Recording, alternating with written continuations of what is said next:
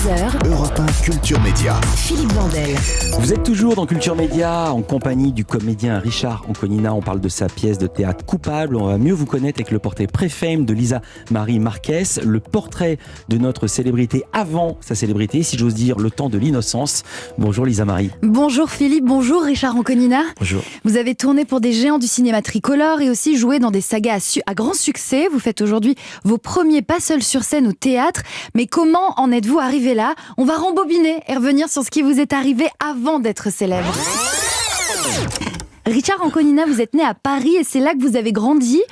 Enfant, vous êtes un enfant terrible, un petit garçon qui fait des bêtises dans le restaurant de vos parents. Ce que vous aimez surtout, c'est le football. Votre père vous emmène d'ailleurs au stade. Et plus tard, en grandissant, vous deviendrez un fervent supporter du Paris Saint-Germain. Ouais, vous avez dû souffrir la semaine dernière. Oui, j'ai souffert.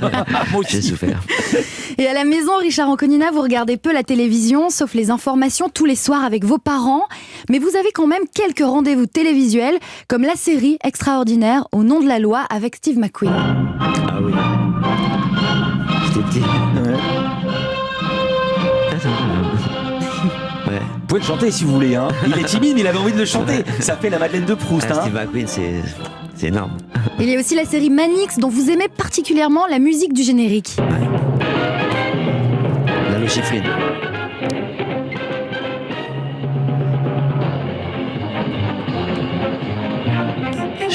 Ouais, bien sûr. C'est le même compositeur que Mission Impossible. Lalo Schifrin. Lalo Schifrin. Et aussi des dîmes. Oui. Papa. Ah, Un jour, la j'ai publicité. rencontré Lalo Schifrin, je dis mais combien ça vous rapporte de droits d'auteur dans le monde de vos musiques ? Il m'a dit je ne sais pas, mais je peux vous dire qu'il y a un bureau à New York qui s'occupe de ça, et ils sont 12. C'est la musique de Dim. Ouais. Vous savez comment elle est née, musique de Dim ? Dites. Elle était la musique d'un film suédois.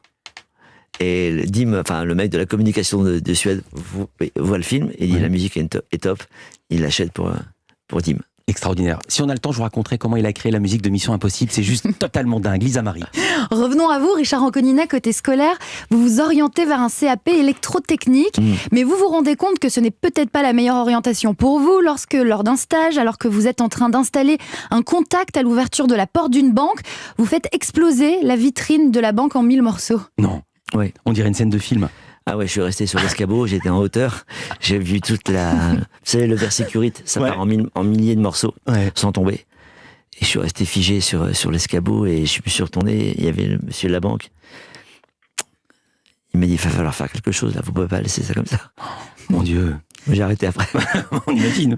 Vous devenez alors animateur dans des clubs de vacances pour retraités dans la région PACA, c'est très précis. Un jour, on vous demande de dépanner pour un spectacle et vous montez sur scène. Et tout de suite, vous avez envie de recommencer avant de vous décider pour de bon à devenir acteur. Vous retournez alors à Paris, vous prenez des cours de théâtre dans un petit club de quartier, pas très loin du commerce de vos parents. Et à 24 ans, vous décrochez votre premier rôle au cinéma. Vous jouez dans Comment se faire réformer de Philippe Clair. Et là, vous touchez du doigt votre rêve. Là, vous êtes fou de bonheur. Oui, je fais une silhouette, donc je me mets un pied dans le cinéma. Mais avant, j'avais joué avec Robert Hossein. L'année suivante, vous vous lancez sur scène grâce à Robert Hossein, justement, dans la première adaptation de Notre-Dame de Paris. Puis vous décrochez le rôle de Filou dans le film Inspecteur la bavure de Claude Zidi, avant de jouer l'un des flingueurs paniqués du bar du téléphone, aux côtés d'un autre débutant nommé Christophe Lambert. Puis vient Ciao Pantin, vous donnez la réplique à Coluche. Vous jouez sous la direction de Claude Berry, qui vous donne un conseil lors du tournage, alors que vous lui demandez ce qu'il pense de vous. Il vous dit « Ne change rien ». Bah oui. Bah, il était très peu communicant, Claude. Donc je ne savais pas. Ah mais non. Les indications avec les deux timides, ça doit être quelque chose. Hein. Donc, à un moment donné, je lui dis, Claude, dis-moi des choses. Comment ça se passe ? T'as vu des rushs ? Dis-moi si ça va. Ouais. Il me dit, oui, ça va, qu'est-ce qu'il y a ? Change rien, tu joues, c'est tout. Oh, la pression que ça met. Ce rôle de dealer touchant vous vaut à tout juste 30 ans un sacre inattendu et 2 Césars d'un seul coup, du jamais vu. C'est la consécration, même si vous marchez sur les pieds de Michel Morgan en allant récupérer votre prix. Ah, c'est sûr que quand on entend son nom après l'ouverture de l'enveloppe, c'est terrible. C'est ce que je disais, il faut réapprendre à marcher à ce moment-là. Parce que juste un souhait, c'est que vos jambes vous portent jusqu'à la scène. Et il faut monter. Wow. Et après, vous avez fait quoi avec les 2 Césars ?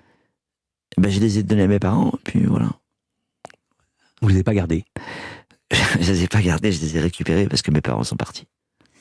Richard Anconina, votre envie de raconter des personnages, des vies, des histoires est comblée. Et même si vous auriez adoré danser ou chanter, vous êtes acteur. C'est ce que vous savez faire, vous l'avez en vous. Et vous n'allez plus cesser de transmettre au public vos joies et vos doutes. La suite, on la connaît. Et moi, je m'arrête là.